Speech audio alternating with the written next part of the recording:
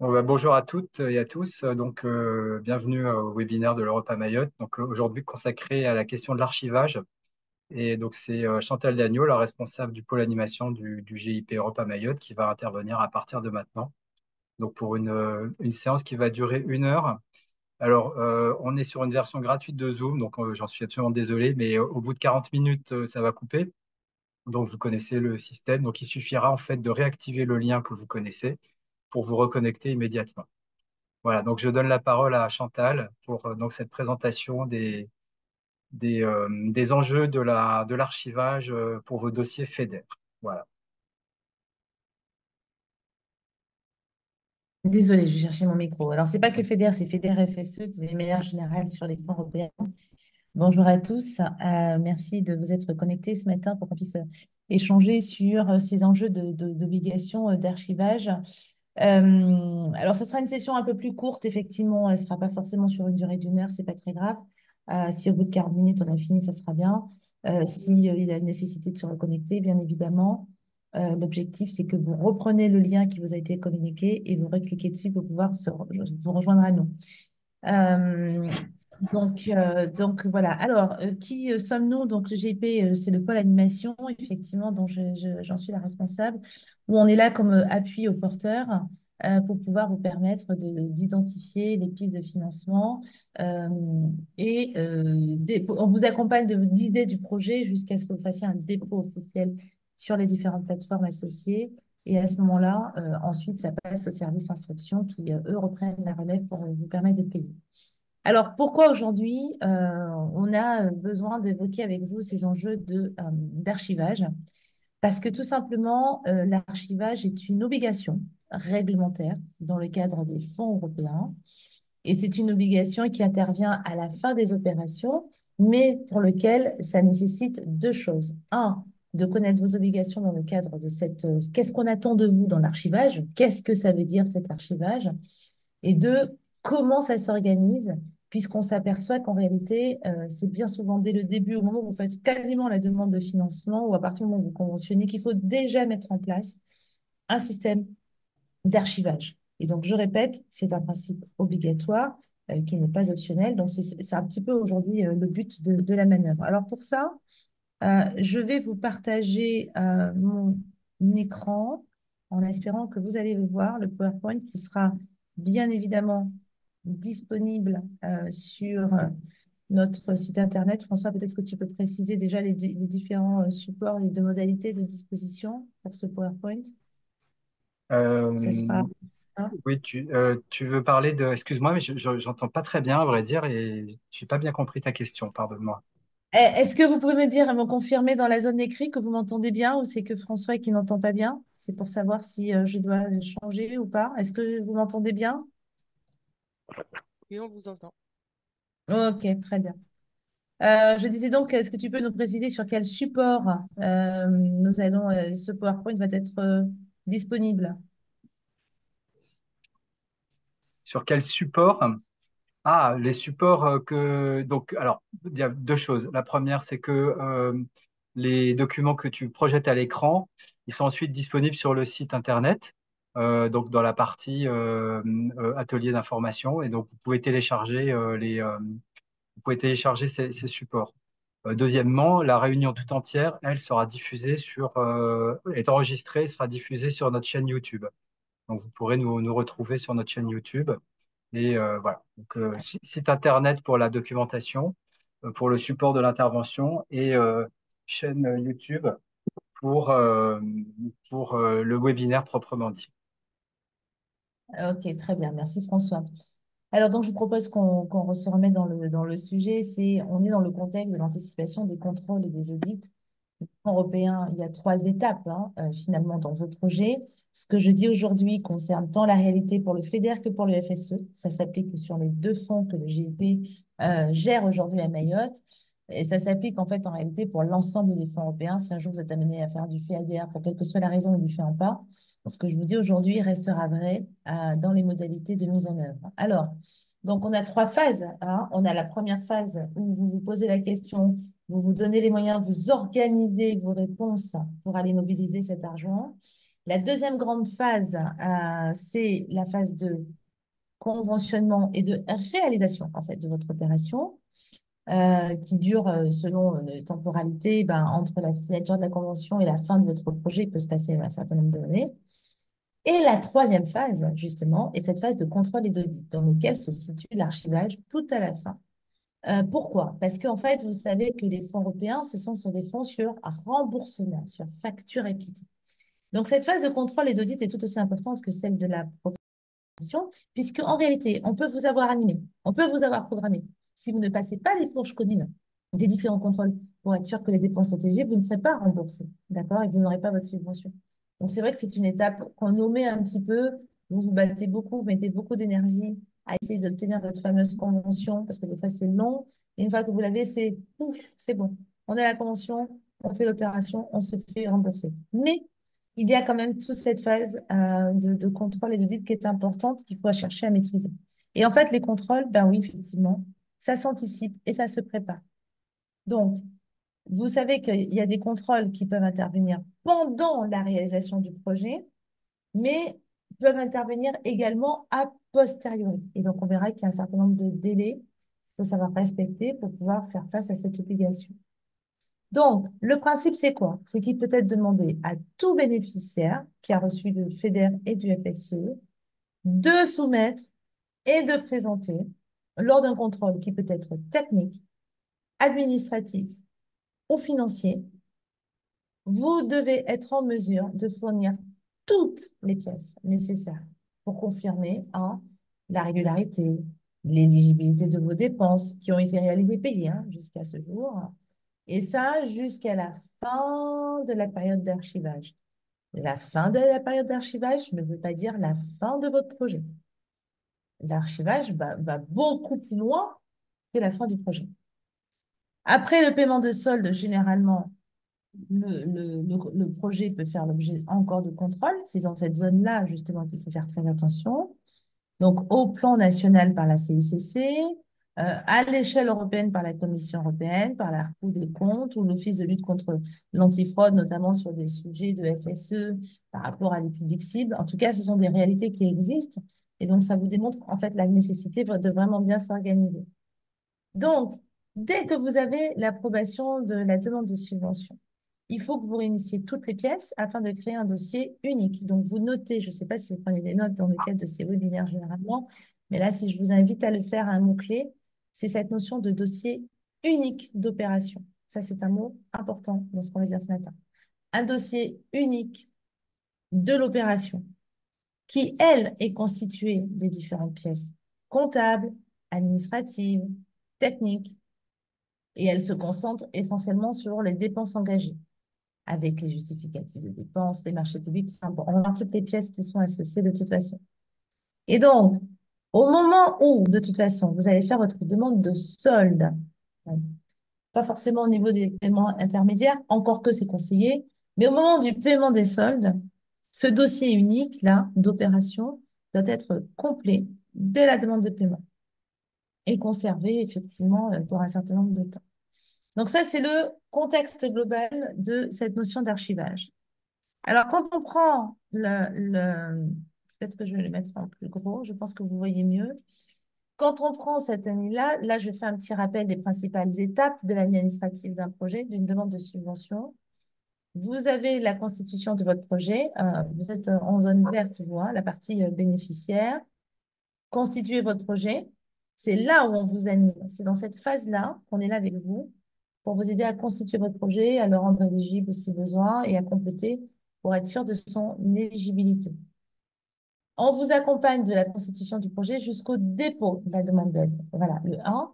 Ensuite, le dépôt se fait soit sur Synergie pour FEDER, soit sur ma démarche FSE+, pour le FSE. Ensuite, une fois que vous avez fait votre demande, nous, on fait une préinstruction, on le passe au service instruction.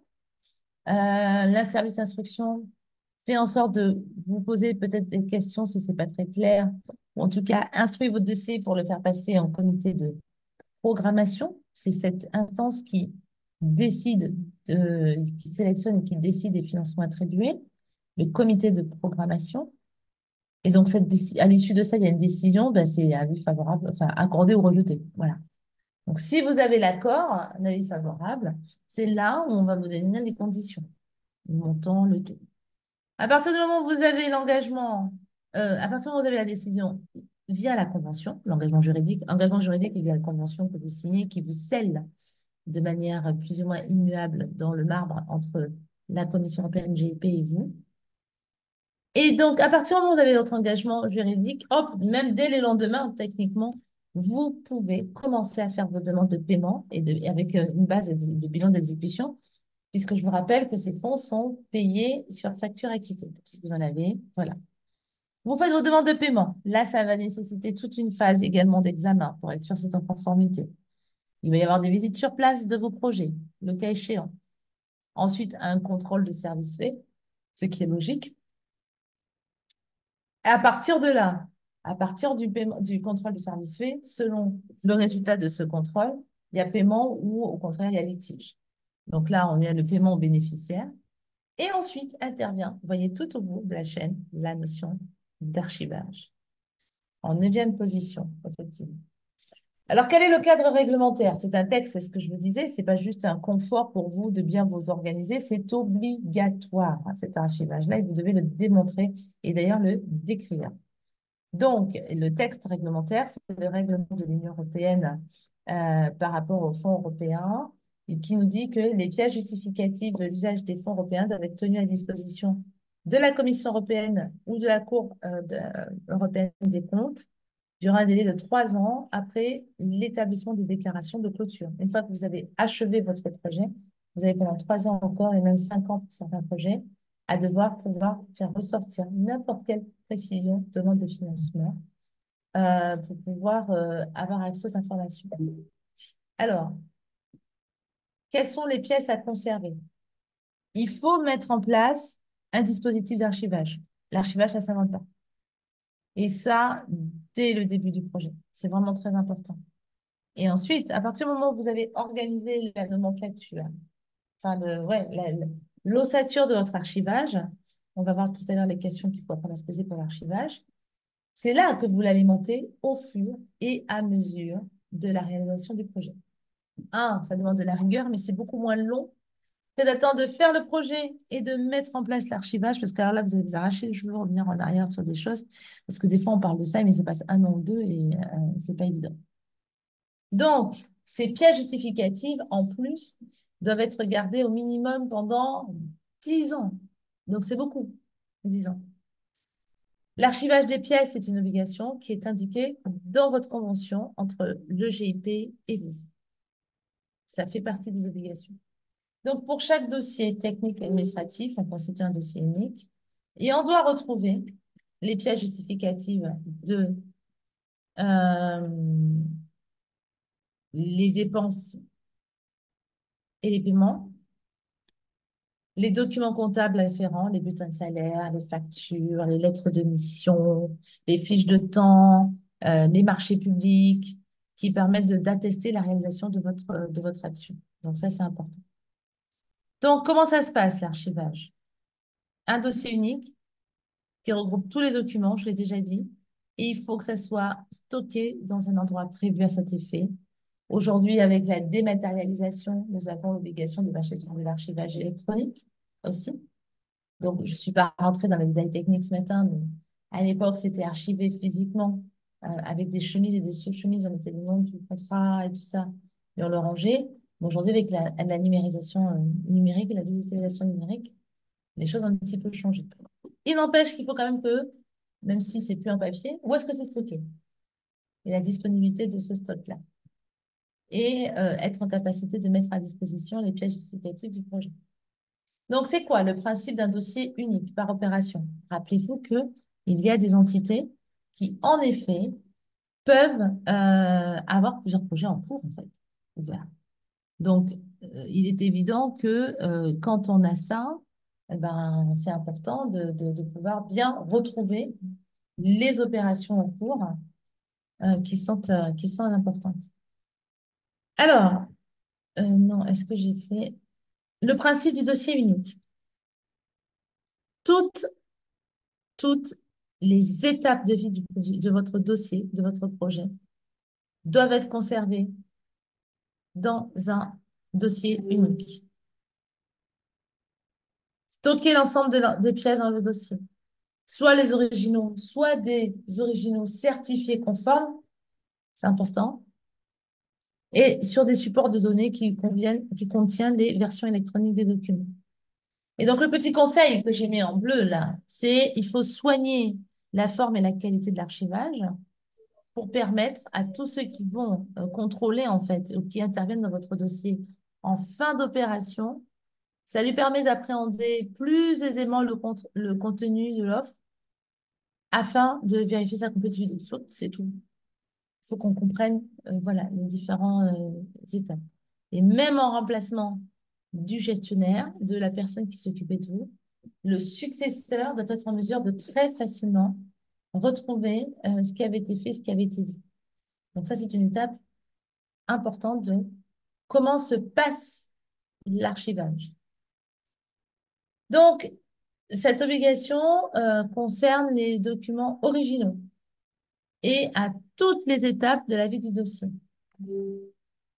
Un, la notion de demande. Quand vous faites une demande de subvention avec les annexes, l'attestation de dépôt qu'on vous renvoie, que vous nous renvoyez signé, les demandes de pièces complémentaires, les attestations de recevabilité, tout ça sont des documents originaux normalement qui se rajoutent et qu'il faut savoir conserver, retrouver dans le cadre de notre archivage. Pour les attributions, ben, vous le savez très bien, hein, notamment ceux qui sont soumis à la commande publique, il faut l'avis et le courrier de notification d'attribution. Chantal, excuse-moi, mais apparemment des participants remarquent que les slides ne changent pas, donc je ne sais pas si c'est normal ou... Ah, alors, attends. Et là, est-ce que vous voyez? Oui, là, oui. Oui. Ça Voilà, y c'est est? ça. Alors, j'ai essayé. Ça avait bugué un peu. Vous voyez les obligations d'archivage, la demande? C'est ça? Moi, je vais les laisser comme Oui, ça. oui. Oui. Peut-être Je vais qu'il les faudrait que tu laisser. reviennes un tout petit peu en arrière quand même pour ceux qui n'auraient pas suivi les slides précédents. Pour Comment se passe l'archivage? Voilà, un dossier unique. Et le principe du dossier unique, c'est de stocker tout au même endroit par opération. J'ai expliqué que chaque entité peut avoir plusieurs opérations d'ouvertes. Et donc, il faut voir comment vous le renommez, comment ça se met en place. Et si vous êtes amené à partir ou quelqu'un de gestionnaire est amené à partir, il doit pouvoir aisément reprendre le suivi du dossier à partir de la bonne organisation de l'archivage que vous avez mis en place. Donc, on a plusieurs documents qui est concerné par cette obligation d'archivage. Un, tout ce qui relève de la demande. La demande et les annexes que vous avez pu donner. Les attestations de dépôt. Les courriers de demande de pièces complémentaires. L'attestation de recevabilité. J'ai envie de rajouter aussi l'incitativité, la lettre d'incitativité. Ils ne l'ont pas mis là, mais ça reste d'actualité. Ensuite, pour ceux, les entités qui sont soumis à la commande publique, il y a tout l'enjeu de conserver les avis et les courriers de notification d'attribution du marché, la convention et les annexes techniques, tout ce qui relève des marchés. Ensuite, autre catégorie d'obligations de documents à conserver, ce sont les bilans. Ben, vous savez que la demande de paiement se fait par bilan intermédiaire. Vous nous dites où est-ce que vous en êtes avant d'arriver à la fin. Donc, normalement, ce n'est pas censé être compliqué de retrouver, de stocker ça, puisque vous devez le télécharger sur la plateforme Synergie. Les bilans intermédiaires et le bilan final aussi de réalisation. Ensuite, autre famille de documents archivés, c'est les avis de paiement, des acomptes et du solde. Ça, c'est important. Autre famille, le suivi, particulièrement lourd dans le cadre du FSE. Là, il faut que vous conserviez dans l'archivage tout document de suivi des opérations, en fait, la réalisation des opérations. Donc ça, c'est important. Donc, les programmes pédagogiques, les outils, les supports créés, les rapports d'activité, les feuilles d'émargement des participants, le planning des interventions, le report qualitatif des conditions de mise en œuvre de l'opération. Ça, c'est toute la partie mise en œuvre, suivi. Ensuite, une autre catégorie d'archivage, ce sont les pièces justificatives comptables. Euh, et ensuite, la partie publicité, bah, tous les documents qui sont relatifs à l'obligation de publicité. Si vous avez des questions dans le paramètre, n'hésitez pas à les poser, bien évidemment, avec grand plaisir pour y répondre. Est-ce que vous voyez là? Oui, Ok, oui, super. Alors, dans les pièces à conserver, comment se passe l'archivage? Voilà, l'obligation. Alors, la liste indicative des pièces à conserver. On a l'archivage des éléments contractuels, éléments financiers, éléments qualitatifs, éléments quantitatifs. Ça veut dire quoi? Ça veut dire qu'une fois que vous ouvrez votre opération, vous la créez dans un document, peu importe, hein, voilà. À l'intérieur de dossier, vous devez regrouper par catégorie les éléments de réponse. Donc, on a les éléments contractuels, vous pouvez écrire, hein, opération, éléments contractuels de enfin voilà, vous mettez votre nom de titre. Ensuite, euh, pour les éléments financiers, qualitatifs et quantitatifs. J'aime bien, ça permet de faire un 360 sur la nature du projet et de bien tout balayer. Et encore une fois, n'oubliez pas qu'il faut être suffisamment réaliste, pas rentrer dans tous les détails, mais il faut que ça soit suffisamment clair, ne serait-ce que dans la nomination de vos pièces. S'il vous plaît, quand vous faites des scanners de documents et que vous me les envoyez, ne laissez pas la référence DCOS 13 000 machin avec des numéros et tout. Non, vous renommez pour le remettre dans votre propre liste des pièces à conserver. Parce que sur le moment, c'est frais, mais dans 2 ou 3 ans, vous retombez là-dessus, vous ne vous souvenez même plus si c'est exactement ce document-là. Et ça, il ne faut surtout pas le faire. D'accord? Dans les éléments financiers, il y a les factures, les pièces comptables, devis, les états de service faits. La clé de répartition, ça va aussi là-dedans. Les fiches de paye et les temps de travail. Pour l'archivage qualitatif, on a la publicité du FEDER. La qualitative aussi, c'est le respect des marchés publics, les rapports, les plannings, les comptes rendus. Et pour les éléments quantitatifs, c'est la liste de démargement, la fiche d'inscription, les indicateurs de réalisation, les indicateurs de suivi et attends, les traitements statistiques éventuels. Voilà.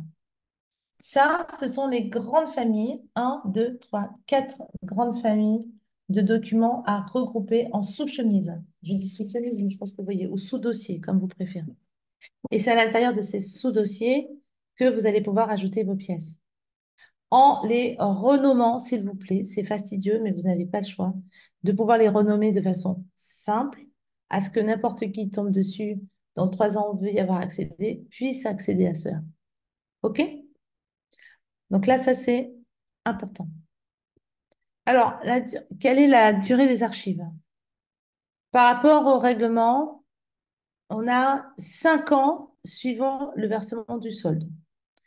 Donc, les documents relatifs aux audits, au recours, au litige et à l'existence de réclamations pendant l'exécution du projet sont conservés jusqu'à ce que les audits, les recours aient été tranchés. Donc là, vous devez conserver sous forme originale. Vous pouvez scanner effectivement avec votre téléphone à chaque fois, mais il faut aussi la version digitale parce que des fois, le scan, c'est vrai que la qualité n'est pas top.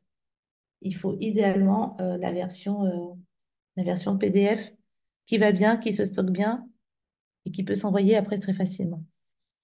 D'un autre côté, pour les opérations notamment qui sont cofinancées par le FSE, pour des opérations de moins de 1 million, on a 3 ans d'obligation de délai pour conserver les dossiers. 3 ans pour un projet de moins d'1 million. Pour les opérations de plus d'1 million, c'est descendu à 2 ans à compter du 31 décembre suivant. Voilà. Donc, on est en mars 2024. S'il y avait une obligation d'archivage pour certains, ça serait à partir de décembre 2023, partirait le compteur pour cette partie-là. Donc, au niveau de la durée, voilà, on l'a vu, c'est 5 ans.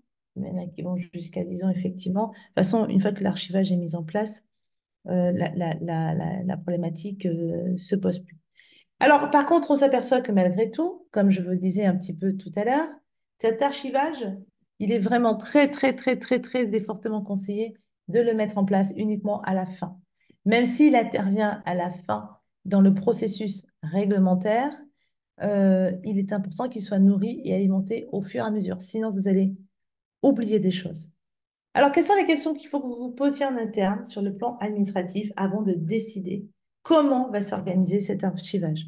Je vous rappelle, j'ai oublié de le dire, mais je vous rappelle qu'il y a un petit paragraphe, hein, c'est questionné hein, dans la demande dans la demande de financement. Il y a les obligations de publicité, les obligations d'archivage. Ça fait partie des obligations sur lesquelles il faut quand même savoir répondre. Alors, une première question, c'est quel est le périmètre de votre archivage?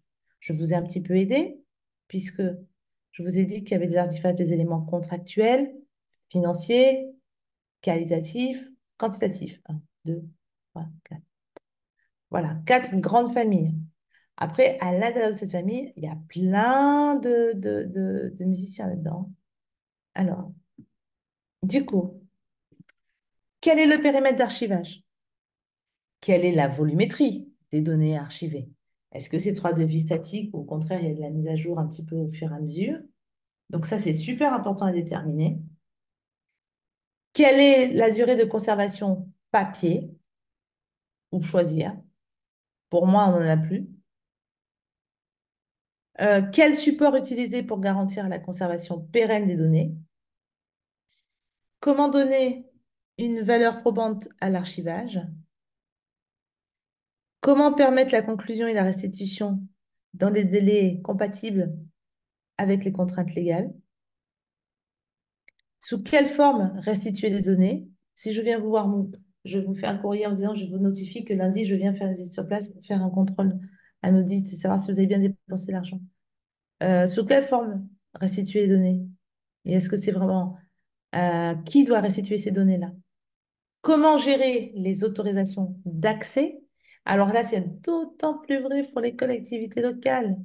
Les informations ne sont pas forcément à apporter à distance, à même mise sur le porteur de projet. C'est beaucoup plus global. Donc, il faut que le directeur financier soit sensibilisé à ça pour favoriser les accès. Ensuite, il faut comment classer les archives de manière à pouvoir les identifier ultérieurement. Quelle politique de destruction adapter? Est-ce que qui dit archivage dit que vous devez tout garder? Pas nécessairement. Donc, comment se fait le tri, en fait, des informations? Il y a des informations minimum qu'il faut pouvoir garder et d'autres qui sont, voilà, qu'on n'a pas forcément besoin de défendre. Et donc, du coup, il faut quel équilibre trouver entre les durées de conservation, les coûts de stockage et les risques encourus en cas de perte de l'information. Ça peut arriver, surtout qu'on est sur du dématérialisé. Donc, ça fait partie des questions qu'il faut que vous vous posiez en interne avec une petite équipe projet, ou en tout cas que vous fassiez valider par votre direction. Voilà, monsieur, voici le paramètre de notre archivage, voici le volume, la durée de conservation, vous la précisez, vous dites que vous avez des partenaires, euh, et vous organisez ça de manière assez méthodique, telle que je viens de vous le montrer. Alors, une fois que vous vous êtes posé les questions, il y a la mise en place, en fait, d'un plan d'archivage. Et c'est souvent là que le porteur n'anticipe pas du tout. Il a le nez dans le guidon sur l'opération, sur les sous. Il pense absolument pas à l'archivage et le prennent de manière très aléatoire, très empirique et puis du coup mal faite. Bon. Mettre en place un plan d'archivage, c'est quoi? C'est organiser votre archivage au sein de la structure. Donc, le plan d'archivage, c'est ce que je vous disais. En fait, c'est un document, hein, tout simplement, ou une procédure écrite qui s'appelle voilà, le plan d'archivage. Et ça, c'est important. D'accord? Alors, en plus des, du calendrier, en fait, qui existe, le plan d'archivage, lui, correspond à des problématiques locales. Par exemple, la responsabilité des travaux d'arbitrage. Qui fait l'arbitrage au sein de votre structure? Et si c'est mal fait, quelle est la responsabilité? Ensuite, la gestion des demandes de rechargement, par exemple, ou même la demande des dossiers, des pièces qui ont été, surtout si ce n'est pas vous qui avez été affecté particulièrement sur ce dossier, mais qui avez la responsabilité, c'est de pouvoir être en mesure d'y répondre. D'accord? Ensuite, euh, la gestion des demandes d'un rechargement et la destruction des archives. Une fois la prescription est acquise, vous avez conservé tout pendant 10 ans. Est-ce que vous détruisez ou est-ce que vous gardez? Ça dépend de la stratégie et puis surtout de la place du serveur que vous occupez parce que les pièces peuvent être relativement lourdes, hein. Je crois voir que Reka est là et pour connaître un peu les sujets, quand ils envoient les pièces des marchés publics de certaines choses, c'est extrêmement lourd en fait, hein. Donc voilà. Euh, Ensuite, concernant l'archivage dématérialisé. OK? Ah non, juste avant, excusez-moi, j'ai oublié. Donc, quand vous faites votre plan d'archivage, il faut vérifier au sein de la structure SIA, il faut les consulter. La direction du système d'information, c'est primordial. Ensuite, la fonction juridique, donc le service juridique de vos entreprises doivent être au courant et vous faire remonter un certain nombre d'infos. Les équipes, les métiers et les responsables documentaires. Toutes ces personnes font partie du paysage global potentiel par rapport au FEDER. Alors, j'ai l'impression que ça va sauter. Allez. Je profite du moment Est-ce pour que... dire que la session va couper dans un petit peu moins de 3 minutes. Donc voilà, c'est juste pour vous préparer mentalement au fait qu'on va passer sur une autre session d'ici 2, 3 minutes. Est-ce que vous voyez mon PowerPoint? Oui. Oui. Ok, super. Alors, du coup, en ce qui concerne l'archivage des données dématérialisées, quels sont les sujets qu'il faut traiter? Quelles données et documents on met? Pareil. La qualité des archivages. Attention. Donc, il faut un certain respect de format qui est fixé par l'administration fiscale. Les photos par téléphone de certaines factures peuvent ne pas passer. Il faut que ça soit scanné en PDF de manière lisible. Par exemple, je vous donne juste un exemple comme ça, mais ça va jusque-là. Dans le respect des formats. Ensuite, attention au poids de vos documents.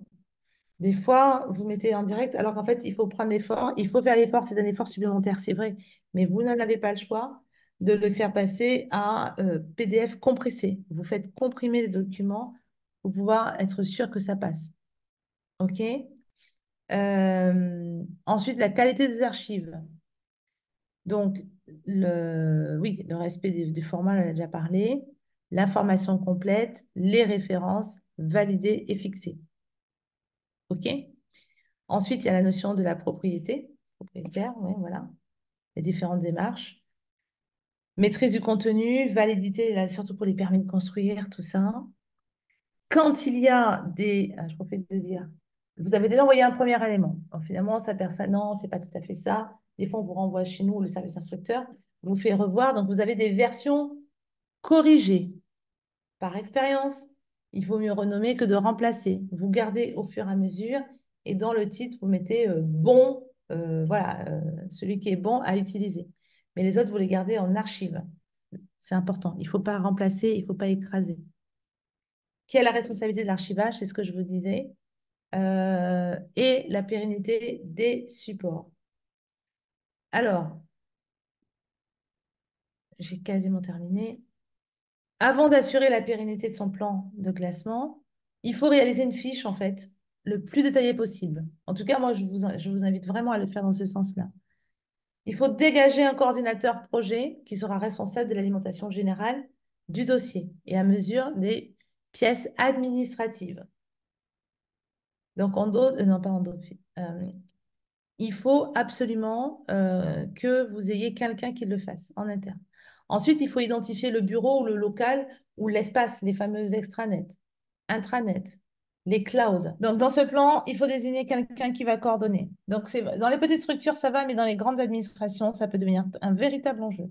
identifier l'endroit où le stock, le lieu sur lequel sera l'archivage du dossier sera garanti de sa disponibilité pendant plusieurs années. Rappelez-vous, c'est entre 5 et 10 ans. Donc, il se passe beaucoup, beaucoup, beaucoup de temps. Et dans 5 ans, alors c'est pire encore dans 10 ans, quand on vous demande de réouvrir le dossier avec l'ensemble des choses qualifiées et classées, c'est déterminant. Il faut préparer le classement et l'archivage en établissement. Il faut mettre en place une procédure en interne qui doit être viable sur plusieurs années. Il faut prévoir un espace d'effacement du dossier parce qu'il va prendre du volume au fur et à mesure des réalisations et des échanges aussi avec le service instructeur en charge de suivi.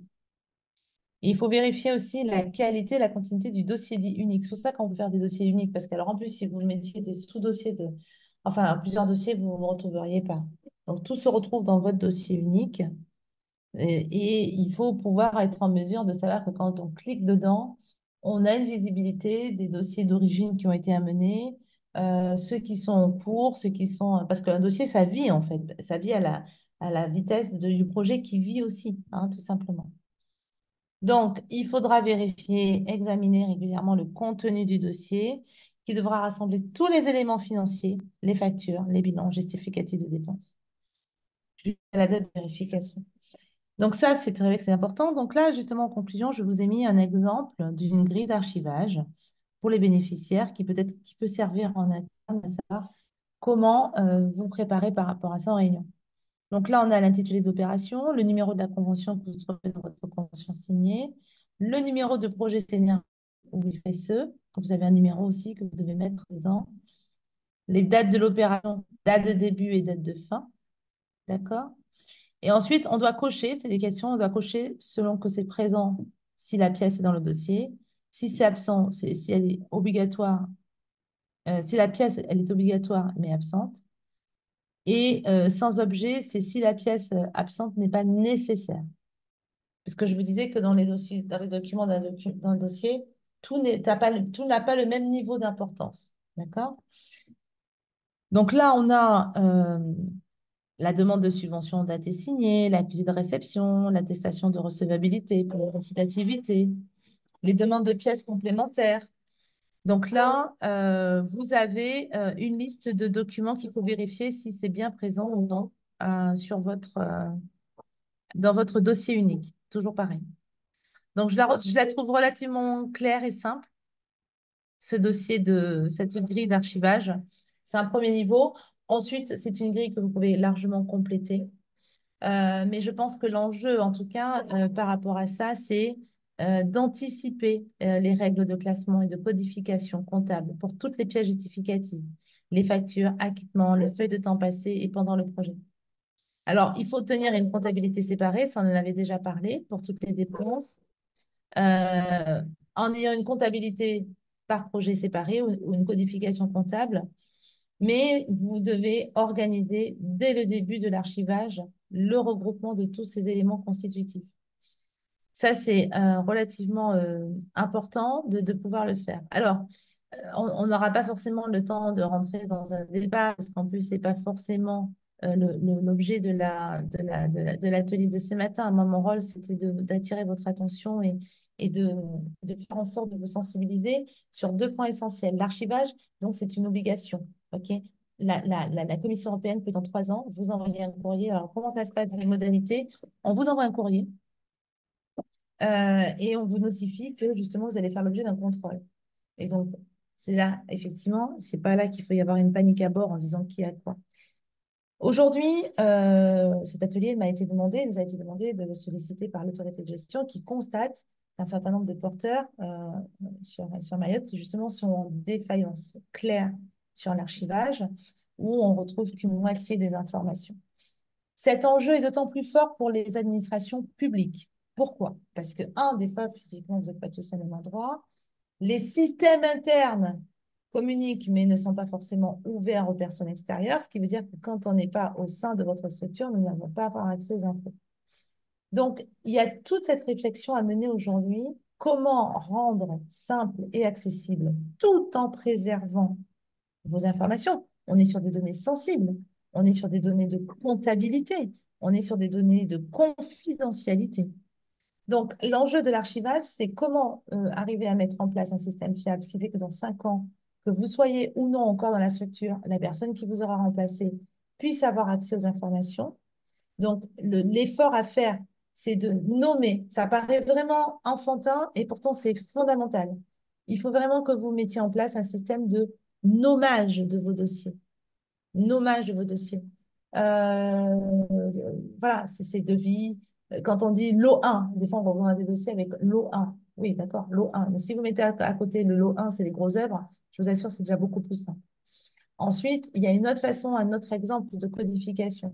Vous pouvez très bien appeler dans votre dossier unique, vous avez un seul dossier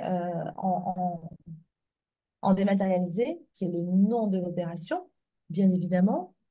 Vous pouvez mettre la date, l'année 2023-2024, vous pouvez quantifier, il n'y a pas de souci. Ensuite, quand vous allez vous faites un dossier élément comptable, ben, vous allez nous dire les devis. Vous allez faire un dossier devis. Mais quand vous avez ce dossier devis, ça c'est pour vous d'ailleurs quand vous le demandez, hein, et quand on vous conseille, ne nous mettez pas tous les devis les uns derrière les autres comme ça. Des fois, les devis sont les professionnels qui l'ont envoyé avec leur propre code, on ne comprend rien. Il faut renommer si ce sont des devis par catégorie de famille, les devis pour l'étanchéité, les devis pour les grosses œuvres, les devis pour les prestataires, les devis pour les architectes. Qualifier un maximum et créer des sous-dossiers. Ensuite, dans devis, je prends l'exemple de devis parce que c'est le plus flagrant. Dans devis ou dans offre, c'est pareil. Essayez d'organiser de telle sorte à ce que vous avez les devis retenus et les autres devis consultés. Puisqu'on va vous demander, vous vous souvenez, en tout cas c'est vrai pour les entreprises, que vous avez d'obligation de consulter et de retenir voilà, un des devis sur l'ensemble de la consultation. Donc, quand vous nous mettez dans votre dossier unique devis, quand on clique dans devis, on doit pouvoir avoir un sous-dossier qui s'appelle devis retenu. Et là, sur les devis retenus, vous nous les mettez par lot. C'est à vous à avoir cette liberté de... Et les autres devis font l'objet d'un autre dossier à côté où il y a marqué devis pour consultation, devis retenu. Et quand vous nous mettez les devis Il y a une retenus, personne qui souhaite intervenir, donc oui, j'ai vu, je termine. Oui, mais je termine. d'accord. Ne mettez pas juste le cumul comme ça des devis. Essayez de rester en conformité avec la logique de votre convention. Le document de base qui vous sert aussi d'organisation de votre archivage, c'est votre convention.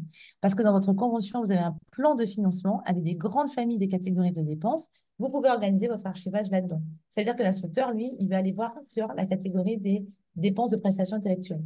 Bon, eh bien, dans votre archivage, on doit pouvoir retrouver un dossier qui consiste à ça, prestations intellectuelles, et ensuite catégoriser. Oui, Fasanti, la parole est à vous. Oui, en fait, je voulais juste avoir confirmation concernant l'archivage. Donc, on doit avoir un archivage physique et dématérialisé ou on peut avoir l'un des deux. Alors, jusqu'à 2000, bonne question, jusqu'à 2016, il fallait avoir les deux, d'accord? Euh, Physique, enfin papier et dématérialisé. Aujourd'hui, on est sur du tout dématérialisé. La Commission D'accord. européenne, avec sa philosophie, d'ailleurs, changement climatique, réduction des coûts, il n'y a plus de version papier.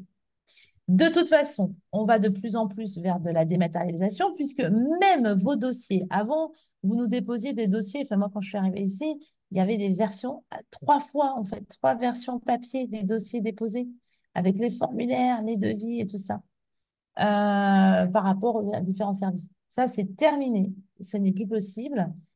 Tout est consigné sur la plateforme Synergie. Donc, de toute façon, vos dépôts eux-mêmes ayant déjà été dématérialisés, vous n'avez plus de version papier à nous donner. Ceux qui ont répondu aux appels à projets ont vu. Vous nous envoyez tout sur un mail et après, on réorganise. Donc, non, plus de version papier. Tout est dématérialisé. Et l'enjeu, c'est d'aller sur une coordination, une nomination simple et claire de ce qu'on est susceptible de trouver au fur et à mesure. Donc, je vous ai mis hein, les slides, hein, c'est éléments comptables, éléments administratifs, éléments quantitatifs. Vous pouvez les appeler autrement, différemment. Vous pouvez aussi suivre la logique dans votre archivage sur les 3 étapes de la vie du dossier, c'est-à-dire phase 1, animation, phase 2, instruction, phase 3, réalisation. Vous pouvez très bien aussi organiser votre archivage comme ça. Et donc, on sait que selon la phase, ensuite, créer des dossiers par catégorie, éléments administratifs, éléments ci, éléments là.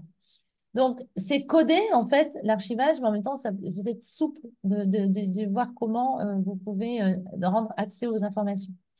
Je voulais également préciser les enjeux par rapport aux collectivités, enfin, aux établissements publics d'une manière générale. C'est comment vous allez garantir que dans 10 ans, l'information sera accessible. Souvent, pour des raisons de filtre et de sécurité, il y a ces notions de droit d'administrateur. C'est qu'en interne, certaines personnes qui ont droit à un certain niveau d'information. Comment vous mettez ça en place?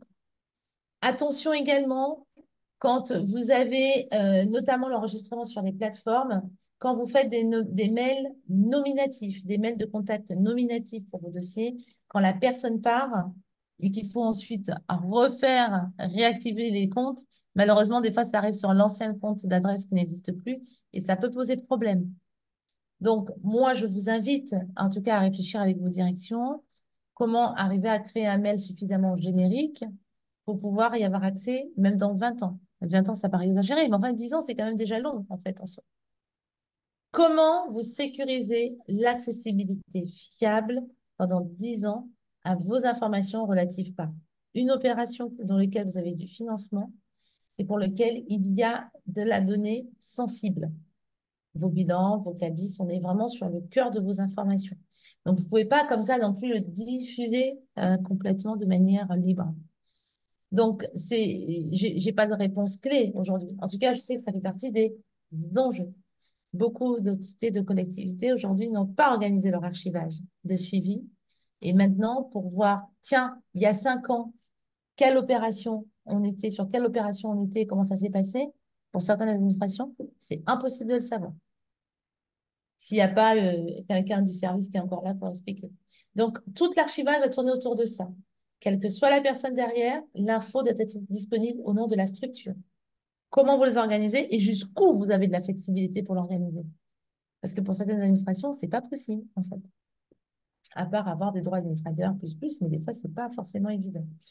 Donc, quand vous êtes confronté à cette situation-là, hein, je pense au CD, c'est de mettre en place un comité de pilotage pour associer les services qui sont concernés.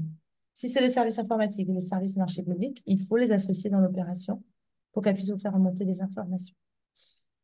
Donc, voilà ce que je peux dire sur l'archivage aujourd'hui. Je ne sais pas s'il y avait une dernière question ou est-ce que c'était clair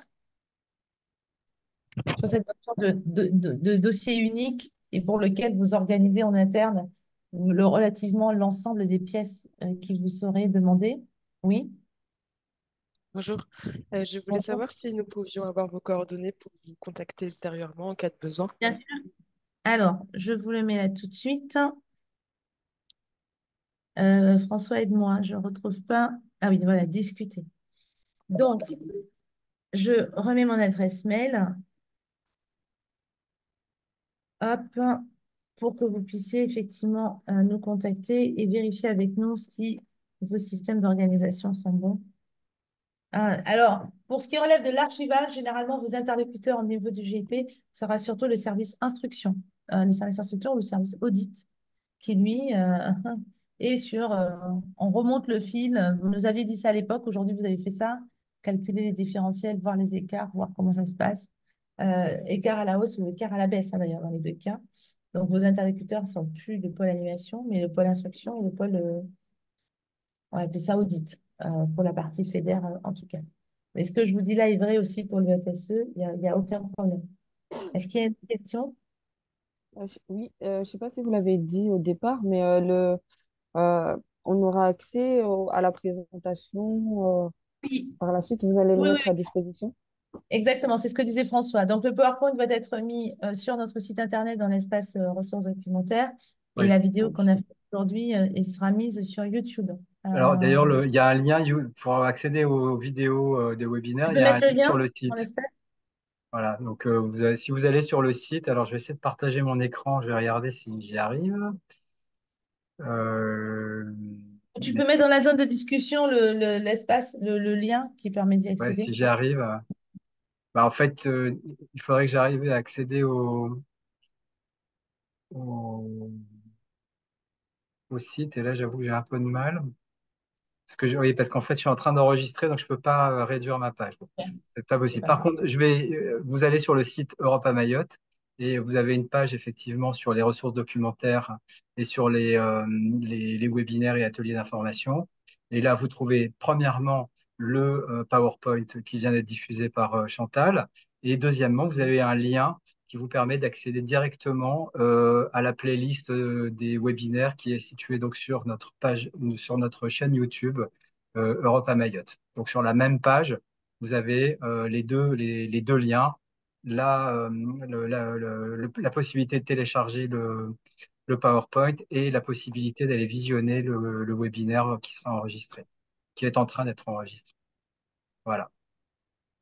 Alors Ok. d'ailleurs, Chantal, est-ce que tu peux, d'abord, je te remercie pour ton intervention, et est-ce que tu peux nous rappeler le thème et la date du prochain webinaire?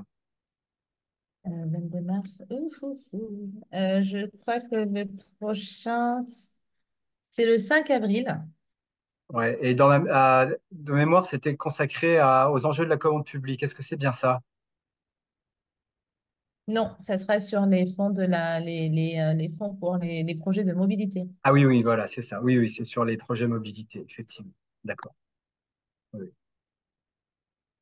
Donc, D'accord. le 5 avril, à la même heure, sur comment je finance mes projets de mobilité et comment on va le financer via on fera du spécial FEDER et décortiquer la fiche action relative au projet de mobilité. D'accord, parfait. Moi, est-ce que Donc, Excusez-moi, j'ai une oui, dernière question très rapide. Vous m'avez indiqué votre mail. Est-ce qu'on peut vous contacter pour toute question liée à un futur projet ou est-ce que vous avez peut-être le contact d'une autre personne à nous transmettre? bah, je vous ai donné mes coordonnées, oui, vous pouvez Oui, me oui, ok, contacter. je voulais être sûre que c'était pour toute question. Ça marche. Toutes Merci. questions relatives au pôle animation, toutes les questions que vous posez, ensuite je le dispatche Très bien. euh, des équipes, voilà. Merci beaucoup. Selon le sujet, je vous ai mis mon téléphone également, donc il n'y a pas de problème. Pas de bien. problème par rapport à ça. Alors, est-ce qu'il y a une dernière question avant qu'on clôture ce webinaire pour aujourd'hui? Non, apparemment. Donc, d'abord, merci à tous d'avoir participé à ce webinaire qui était particulièrement clair et instructif. Et je remercie également Chantal pour son intervention. Et donc, rendez-vous le 5 avril pour les questions de mobilité. Comment Voilà, financer ces projets en mobilité? comment Très c'est bien. financer ces Merci projets à de mobilité. tous et n'hésitez pas Merci à vous. venir au pôle Merci. animation en cas de questions. Bonne journée. Bonne Bonne journée journée. à À vous tous. aussi. Au Au revoir. revoir. Au revoir.